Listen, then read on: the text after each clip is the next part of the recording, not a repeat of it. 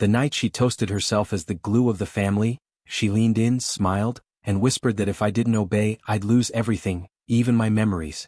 That's when I knew I wasn't married to a woman. I was married to a performance. Hey everyone, thanks for stopping by again. Today I've got a story to tell that's been sitting heavy on my chest for a while now. So here it goes. The crystal mobile hanging from the ceiling above us sparkled under the soft lights, catching reflections like 1,000 watchful eyes, as the final toast faded and the room quieted into a respectful murmur. It was her father, Henry, who lifted his glass first. He toasted to Madison, my wife. To Madison, he said, the queen of transformation, the glue that holds us all together, even her husband.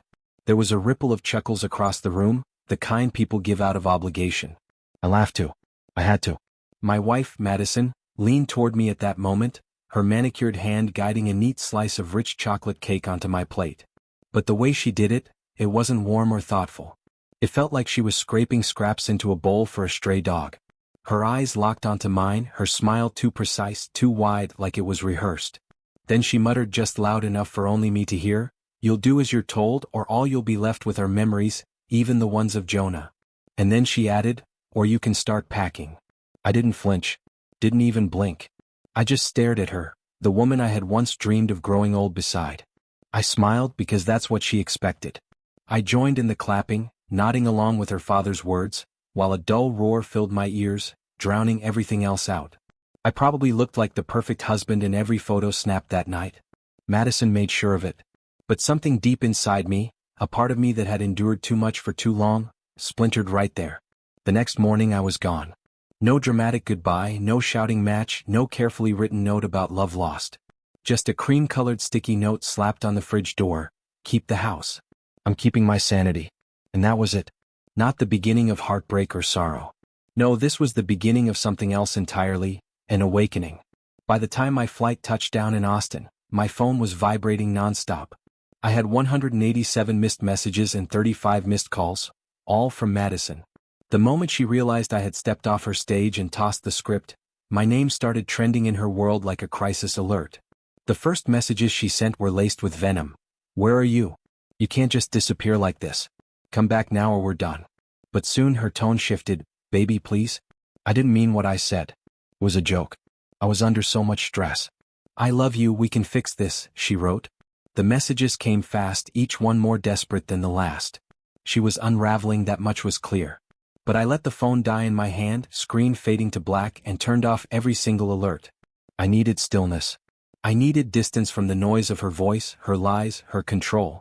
I found a simple little motel near Ladybird Lake. Nothing fancy, 2 stars at best. The place smelled like old coffee and sunshine baked into the curtains. The mattress gave a tired sigh every time I shifted. And yet it felt just right. There's a kind of silence you don't know you've been starving for until you finally hear it. I sat there on the edge of the creaky bed, eyes locked on the water stains above me, tracing the patterns while every ignored warning sign came flooding back. Madison had been slipping through my fingers for more than a year, but she did it like a magician. Smooth, polished, always smiling. She was a master at masking the truth behind charm. A new marketing campaign here, an out-of-town networking mixer there. Late hours. More client dinners. And then there was Erin, her yoga instructor, who somehow thought it was appropriate to send her meditation tracks at 11:30 p.m. But the real shift happened one Tuesday night. She walked in late, again, and kissed me with lips that didn't feel like hers. Her perfume was different too. Not the warm, floral scent I'd bought her last birthday. This one was edgier, sharper, citrus with a bite. Her mind was clearly elsewhere, even though her smile tried to convince me otherwise. "Long day," she muttered as she breezed past me. "You wouldn't get it, Ethan?" Then it started. The tablet suddenly had a password. Her phone locked differently. Call logs were wiped clean like a crime scene scrubbed of evidence. One evening, curiosity got the better of me. No, that's not honest. It was dread, slowly gnawing away at denial. While she was in the shower, I picked up her tablet. Her cloud hadn't synced in a while, and that was my crack in the wall. What I saw hit like a punch I hadn't braced for. Photos. Names. Faces. Ryan. Marcus. Elijah. Different men. Different moments. Madison didn't have a type. She just had hunger. And she fed it wherever, whenever. There was even a short video. She was in our anniversary shirt, half-buttoned, smiling in front of a hotel mirror. One of them stood behind her, laughing like they were in on the same joke. Then I hit play on a voice note. What I heard froze my blood. Ethan? He's just a placeholder. Reliable. Predictable. He needs me way more than I need him. She had no idea. She was wrong. I didn't need her. I just hadn't admitted it to myself yet. By midnight, I had forwarded every photo, every message, every grotesque clip to my private email.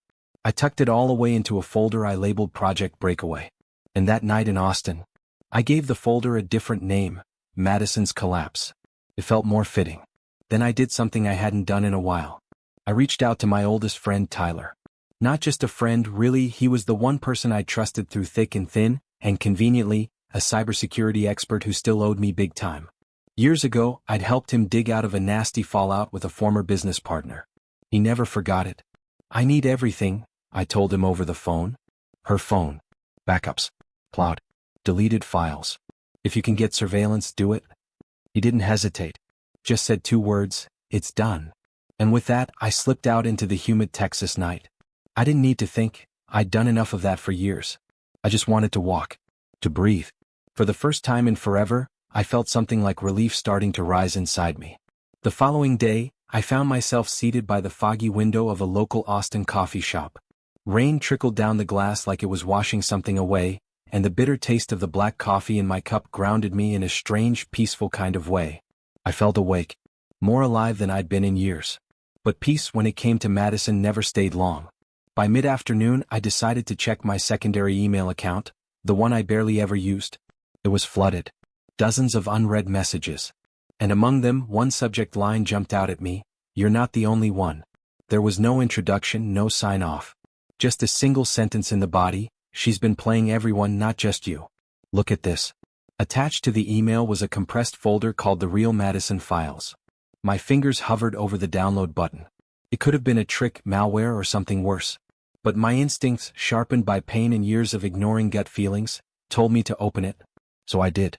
On an offline laptop I kept for emergencies. What I found inside stunned me. Screenshots. Private messages. Hotel surveillance clips. She hadn't just cheated. She had designed a web of deception with chilling precision. Overlapping affairs, choreographed timelines, lies rehearsed and delivered like a professional actress in a long-running show. There was one guy named Andre, a saxophonist who thought he was her one true love. Then there was Daniel, a married architect of all things, who had given her a luxury watch on the same day she told me she was flying home to care for her sick mother. And another, Brandon, a junior analyst in her firm. He looked barely older than a college freshman. But the most painful blow? She showed them pictures of me, and told them I was her brother. One of the audio files hit harder than the rest. I listened to her voice, playful and mocking. "Ethan? He's harmless. He's like a roommate, with decent arms."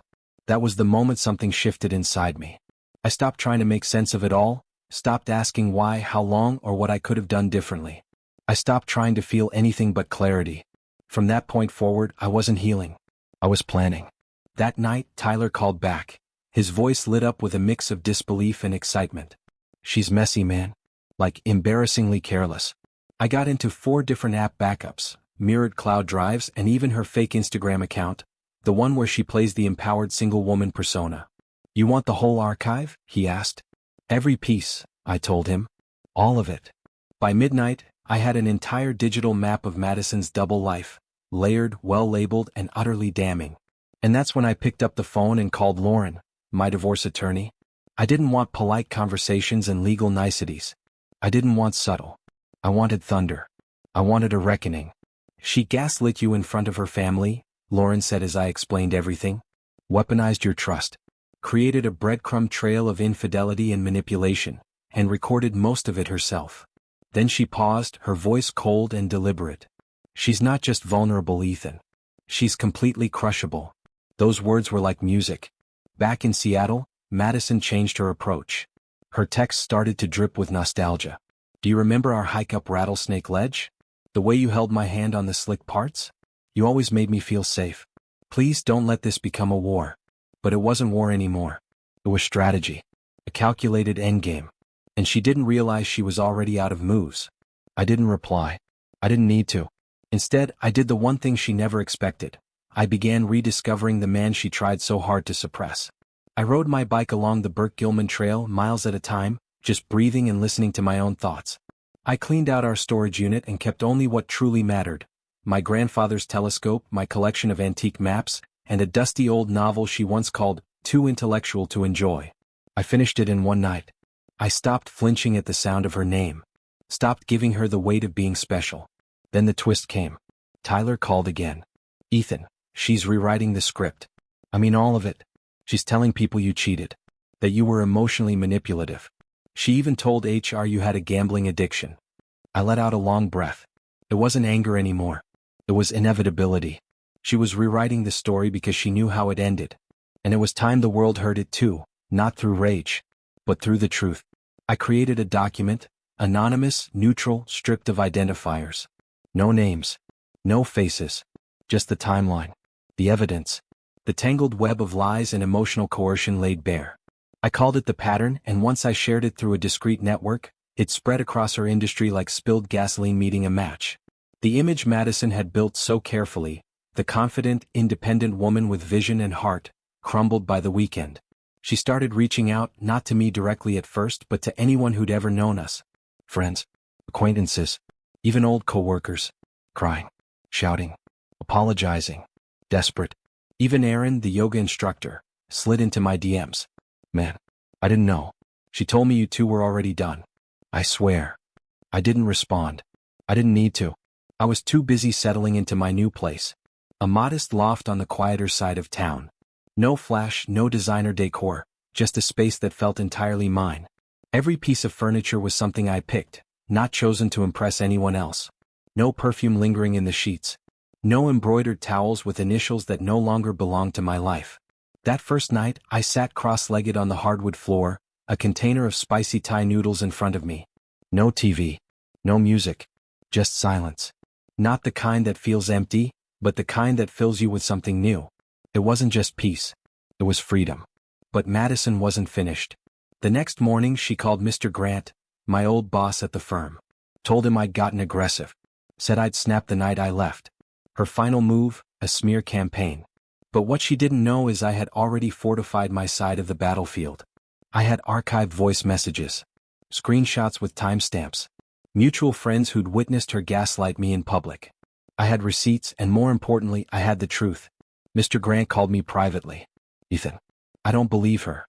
But you know how people talk." "I've got evidence," I told him. "All of it. Backed up in 3 locations." He paused. Then simply said, "That's all I needed to hear." She tried to burn down my name, not knowing I'd already moved out of the house she thought I'd be trapped in forever, and into something she couldn't touch. By Friday I got the email from her legal team. She wanted to settle. Quietly. No alimony. No demands. Just a clean exit before more of her lies surfaced. Lauren asked if I wanted to fight back. To counter. To take a final swing. "No," I told her. Let her sign. Let her live with the silence she created. And then, on a rainy night, like something out of a movie with no romance left in it, Madison showed up at my building. No makeup. Hair pulled into a tangled bun. A sweatshirt that dwarfed her frame. Her face was pale, her eyes glassy. It wasn't grief over losing me. It was the look of someone staring down the wreckage they caused, and finally understanding the cost. "Ethan," she said barely above a whisper as I opened the door. She stood there, soaked and trembling. "Please. I have nowhere else to go." I didn't move. She stepped forward, her voice cracking. "I've been suspended from work. Daniel's wife served me legal papers. People think I'm a fraud." I just stood there, silent. "I'm sorry," she whispered, her throat tight with emotion. "I know I was awful. I thought I was protecting myself. I never believed you'd actually walk away." "That's the issue," I said, voice even. "You never believed I could do anything unless it somehow served you." She took a shaky breath, eyes pleading. "Just for tonight, let me in. I just need to sleep. I need to breathe." Without a word, I reached behind the door and picked up the envelope Lauren had mailed over. Inside were the updated divorce terms, asset revisions adjusted to reflect her spiraling career and legal troubles. Madison's hand quivered as she accepted the envelope. "What's this?" "Closure," I said simply. She flipped through the pages, her face tightening with disbelief. "You're really going to take it all? The loft, the savings, even Leo?" "No," I said steady. "You gave all of it away.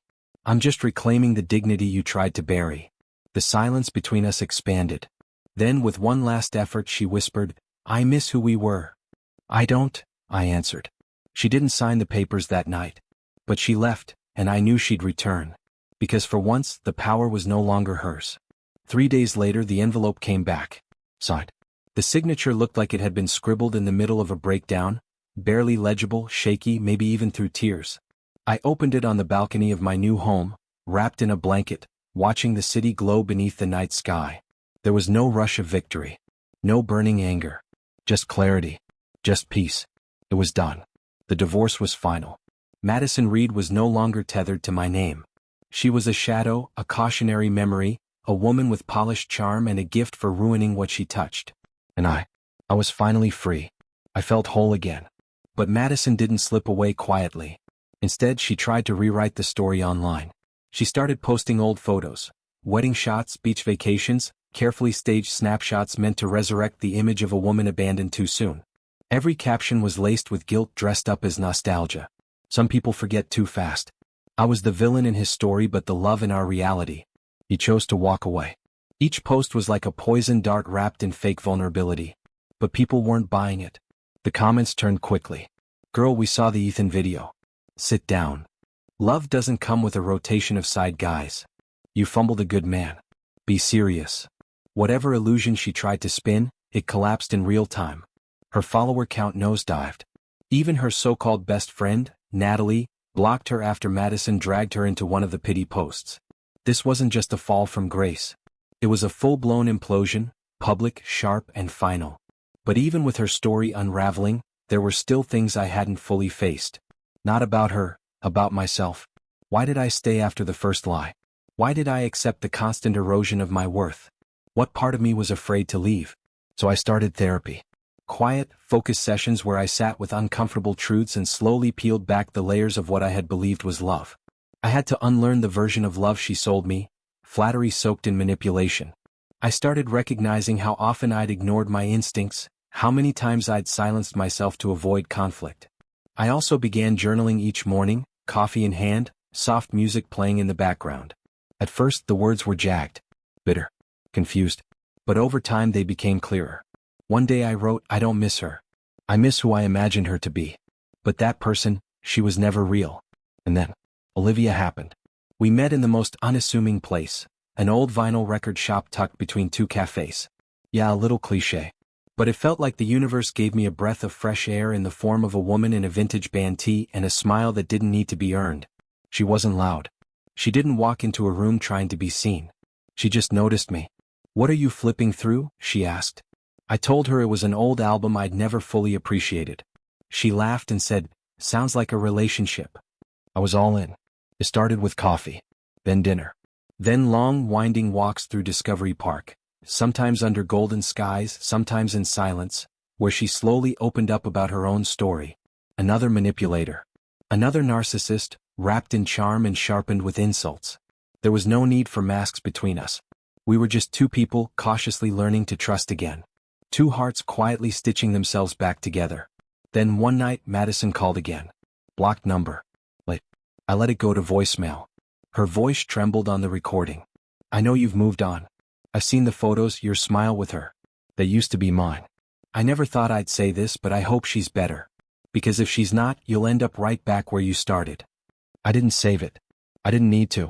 Because once again she was wrong. I wasn't back at the beginning. I was exactly where I was meant to be. 6 months had passed since she'd signed the divorce papers, since the final legal knot was untied and Madison Reed became nothing more than a lesson carved into my past. Not a wound. Just a chapter. I didn't vanish. Didn't skip town or change my name. I stayed right here in Seattle, the same city where she used to flaunt her betrayals, where people once whispered behind my back, poor Ethan, he's lucky to have her. Now, they don't say anything at all. Because she has no power left. And I have no fear left to carry. Life after her wasn't just better. It was honest. I woke up each morning in a home that reflected who I was. Calm shades of blue and gray on the walls. Furniture I picked out without needing to ask for approval. That old telescope, my grandfather's, the one she mocked, stood by the window now, proud and still. And Olivia? She wasn't a rebound. She was proof. Proof that love didn't need to be a show to matter. That kindness could be quiet. That presence could be enough. One night, I told her everything, not in one dramatic outburst but in pieces like puzzle fragments laid out slowly. She didn't interrupt. Didn't judge. Just listened. And when I finally paused, when the last bit had left my chest, she looked at me and said, "You weren't broken. You were buried." The first time we cooked dinner together, she handed me a spoon and asked if I could season the pasta. I froze just for a second. Madison never let me cook. Said I was chaotic. Said I ruined her rhythm. Olivia looked at me. "You okay?" I smiled. "Yeah. Just muscle memory." She didn't press me. Olivia just handed me the salt, and in that quiet moment, something deep inside me loosened, something I hadn't realized I'd been carrying for years. It was such a simple gesture, almost forgettable to anyone else. But for me it repaired something meaningful. Meanwhile, Madison faded into the background like a name no longer spoken aloud. Her attempts to apologize, to reclaim her reputation, fizzled into silence. Her job never called her back. Even the friends she tried to manipulate eventually began to see her clearly. Because when a person loses everything and still points fingers at everyone else, people start to understand the truth. She was the problem all along. She tried to date again. I heard from someone we both once knew. The man she had posted about endlessly vanished in less than a month. Apparently he stumbled across the same archive Tyler had built, meticulously curated, time-stamped, undeniable. A digital trail of her past life, laid out in black and white. She had used the same moves, the same manipulations, but this time no one was buying the act. One evening I came home to find an envelope in my mailbox. No return address. Handwritten. It was from Madison. Her handwriting was shaky. One corner of the paper had a faint smudge, maybe from a tear, maybe just her nerves. "I don't expect you to forgive me," she wrote. "I just needed you to know I wasn't always this person. I don't know when I became her. I hope someday you forget me, but I also hope you never forget who you are now. Because that man is extraordinary." I read it twice. Then I placed it in the fireplace and watched it curl into flame. Not out of hatred. Out of release. I didn't need her words. I didn't need her regret. I had already found peace without either. These days when people ask me about my past, I don't hide from it. I don't dramatize it either. I just say, I loved someone who didn't love me the same way. I stayed longer than I should have. I believed in her more deeply than she ever earned. But I left, and that choice saved my life. If you're reading this, if you're stuck inside a relationship that feels eerily familiar to mine, let me say something clearly. You're not weak for loving someone who never deserved it. That doesn't make you naive. It makes you human. But the moment you stop letting them dictate your worth, the very second you choose yourself, that's when your strength begins. Love is not loyalty at the cost of your dignity. Love shouldn't feel like walking on eggshells. It doesn't ask you to be silent so they can stay comfortable. If they embarrass you in front of others, belittle you behind closed doors, threaten your safety, and turn apologies into theater, leave. You won't just survive. You'll rebuild. You'll become more than what they tried to reduce you to. There are still nights when the rain taps against the windows and my thoughts drift. Back to how Madison used to fake tears, how she wore vulnerability like a costume, how she played the victim until no one was clapping anymore. But then I feel Olivia stir next to me. She presses her lips gently to my shoulder and murmurs, "You okay?" And I realize, I don't live in that world anymore. I'm not surviving Madison. I'm living without her. And that's the kind of victory she'll never understand. And so, that's where my story ends, not with revenge, not with bitterness, but with truth. I lost someone I thought I couldn't live without, and in doing so, I found someone I should have known all along, myself. Madison is a part of my history, but she no longer defines my future. Her absence doesn't echo in my life anymore. It's quiet now, peaceful. And Olivia, she didn't rescue me. She met me where I was and reminded me I was never beyond saving. Healing isn't loud. It's not a grand finale or a viral moment. It's in the quiet routines, in the new choices, in finally recognizing your own worth without someone else's permission. If you're still in the middle of your storm, hold on. There's life after them. There's love after betrayal. And there's you, on the other side of all that hurt, stronger, wiser, finally free. This is not just the end of my story. It's the beginning of something far better.